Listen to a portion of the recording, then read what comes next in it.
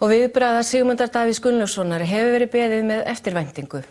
Lillý Valgerður Pétursdóttir stödd í stjórnarráðinu með forsætisráðherra sér við hlið. Lillý Valgerður, þú tekur nú við. Forsætisráðherra komin í stjórnarráðið. Það var að ljúka þingflokksfundi hjá framsóknarmönnum. Hann kom beint hingað af fundinum. Sigmundur, nú hávær krafa upp og þú segir að þér eftir tíðindi gærdagsins. Hefurðu íhugað það? Tíðindi gærdagsins voru svo sem ekki ný. Þetta máli búið að vera til umræðu núna 2-3 vikna skeið. Aðalatriðið með þennan þátt sem verður að vísa í gær að ég var búinn að gera grein fyrir öllum þeim atriðum sem þar komu fram og reyndar máttu þeir sem sáum þann þátt nú gera sér grein fyrir því en látum það liggja milli hluta. Það eins og alveg ljóst að ég stóð mig ömurlega í sjónvarpsviðtali sem var sýnt þessum þætti. En það kom algjörlega flatt upp á mig hvað mennirnir voru að fara þegar þeir byrjuðu að spyrja mig allt annað en þeir höfðu boðað. Ég hafði verið boðaður þarna í viðtalum þróun fasteignamarkaðarins í Svíþjóð í samanburði við Ísland og þróun efnahagsmála á Íslandi. Hefðir þú ekki sem forsætisráðherra átt að vera viðbúin öllum spurningum og þá tilbúin að svara þeim og ekki labba út? Það alveg rétt. Forsætisráðherra hlýtur alltaf að eiga að vera búin undir að svara hverju sem en það kom á mig vegna þess að ég einfaldlega vissi ekki hvað þeir voru að fara. Byrjuðu að tala skattaskjól og slíkt og svo farið að gefa í skyn að ég hafi verið í slíku og mjög mikilvægt að hafa í huga að þetta félag konu minnar hefur aldrei verið í skattaskjóli og raunar ekki aflandsfélag heldur í þeim skilningi að það hefur alltaf verið skattað hér á Íslandi. Þannig að þetta brá mér við þetta og ég held að sé alveg til þess að ég bara beðist afsökunar á frammistöðu minni í þessu viðtali því að þrátt fyrir að ég hafi upplifað mig blekktan og verið svekktur yfir því þá samt á maður ekki að láta það slá sig út af laginu. En ekki fleira í þessu máli sem þú ættir að biðjast afsökunar á? Já, í þessu máli öllu auðvitað hef ég reynt að gera grein fyrir staðreyndunum öllum. Auðvitað hefði ég viljað að konan mín hefði ekki átt svona erlend félag. Ekki hefur hún hagnast á því, svo sannarlega. Það kom líka fram að þú hefði verið skráður fyrir þessu félagi tíma.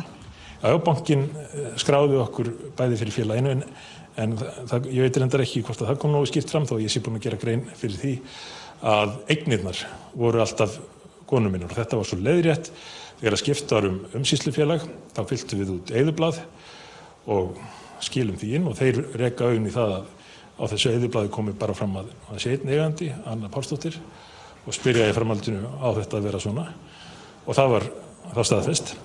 Hvað með þessa dagsetningu sem var þarna 31. desember 2009 áður en þessar CFC-reglur tóku gildi, var það bara tilviljun? Já, í rauninni þá man ég ekki einu sem hvort ég er búinn að gera grein fyrir því en það er ágætt að það komi fram í þessu samhengi fyrst að menn eru svona farnir að gefa sér hluti út frá dagsetningum að konan mín byrjaði að skila sundurliðun yfir eignirnar áður en að lögin í rauninni gerði það skylt. Ári áður var hún byrjuð á því. Þannig að þetta hafði ekkert með það að gera.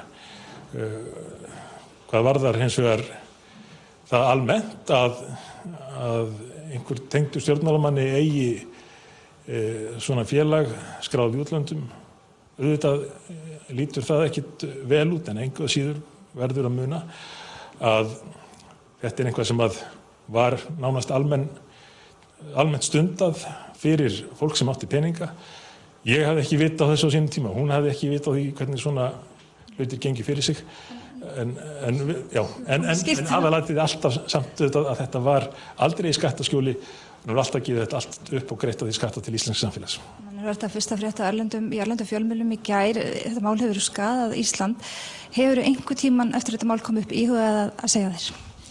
Nei, ríkisstjórnin er búin að ná mjög miklum árangri, alveg gríðarlega mikilvægum málum og hún er að vinna áfram að mjög stórum og mikilvægum málum og það skiptir öllu máli að hún ná að klára það því að með því er hagsmunum þjóðarinnar best borgið.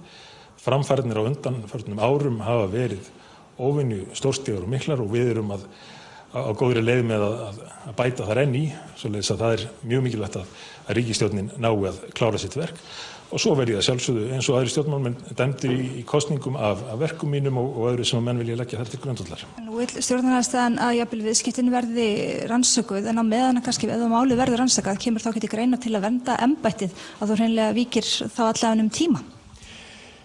Það er endalaust hægt að leika þann leik að kalla eftir rannsóknum til þess að ýta mönnum til hliðar. Það er ekki þannig sem okkar réttarríki virkar. Það er ekki þannig að menn séu settir í þá stöðu að þurfa að sanna sakleysi sitt.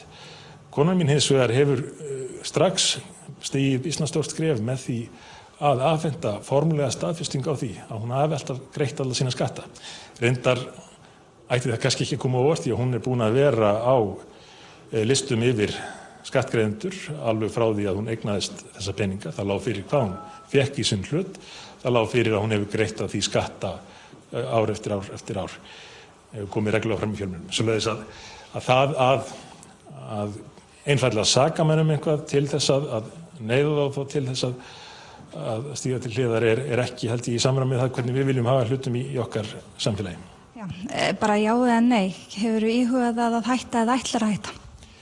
Ég hef hvorki íhugað það að hætta út frá þessu máli, en ég ætla að hætta út frá þessu máli vegna þess að nú skiptir öllu máli að ríkisstjórnin nái að klára þau góðu verk sem hún er að vinna og í þessu máli hefur það fyrst og fremst komið í ljós að konan mín hefur greitt alla sína skatta, ekki nýtt nein tækifæri til annars og hún hefur verið reiðubúin að jafnvel að fórna af sínum hagsmunum fyrir samfélagið og mun örugglega vera tilbúin til þess áfram. Þetta mál mun samt líklega skaða embættið, það ekki? Þetta tengist einum stærsta gagnarleika sögunar.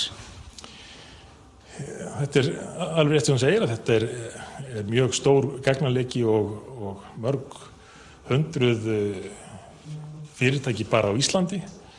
Ég veit ekki hversu mörg þúsund í heiminum öllum.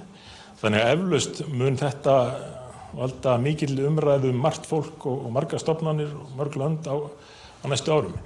En í því sambandi er mikilvægt að vita eins og ég nú mjög fegin að sjá að svona virtari erlendir fjölmiðlar taka sérstaklega fram að ekkert bendi til þess að hér hafi verið staðið ólöglega verki þó að svona fyrirtæki, stofnun svona fyrirtækja tíðkist nú ekki sem betur fer í sama mæli og var gert hér á Íslandi á sínum tíma. Margir sem hörðu hann þátt hugsuðu þegar þið hjónin eða konaðinn takið þátt í að stofna fyrirtæki úti, treystið þér raunverulega krónunni sem þú hefur verið mikill talsmaður?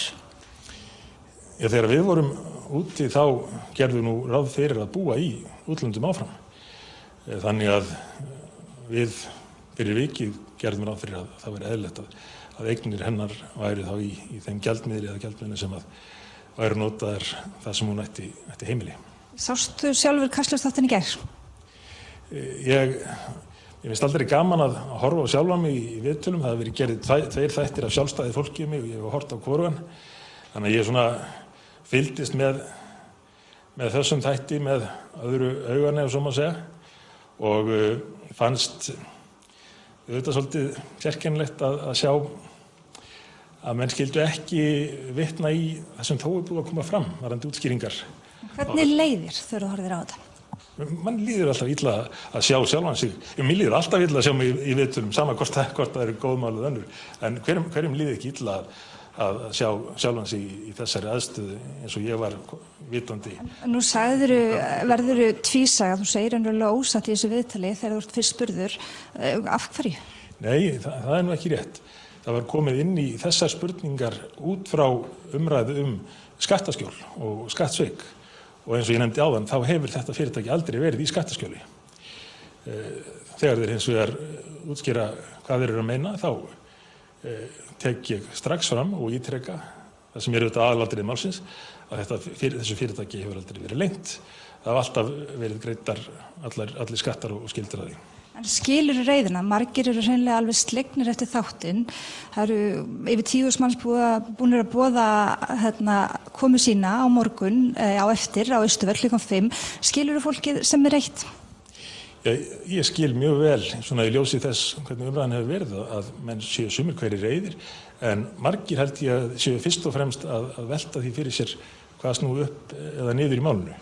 Og þess vegna er mikilvægt að það komist til skila, að staðreyndir málsins komist til skila og því sýni ég mjög mikinn skilning og ég sýni því líka mikinn skilning að menn ætlist til þess af forsætisráðherra að hann geti svarað spurningum skýrt. Ef það verður fjölmennt á Austurvelli á eftir og hávær krafa að þú fari frá, myndir hlusta á fólkið þegar það verður fjölmennt?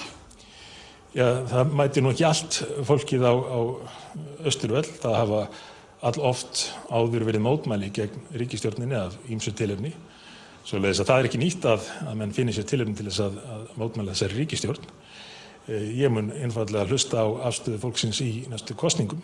Til þess það ætlaðar að gera upp hvernig menn hafi staðið sig við stjórn landsins og vilji menn taka aðra hluti með í reikninginn eins og þessi mál, þá að sjálfsögðu gera þeir það, en ég er tilbúin að skýra þetta áfram fyrir þeim sem að vilja hlusta á upplýsingar. Þannig að þú sér fyrir að setja þetta mál að þér og setja fram á næstu kosningum? Já, og láta kjósendur dæma verk ríkisstjórnarinnar og eins og segi, aðra hluti að þeir vilja líka. Kærlega fyrir þetta, Sigmundur.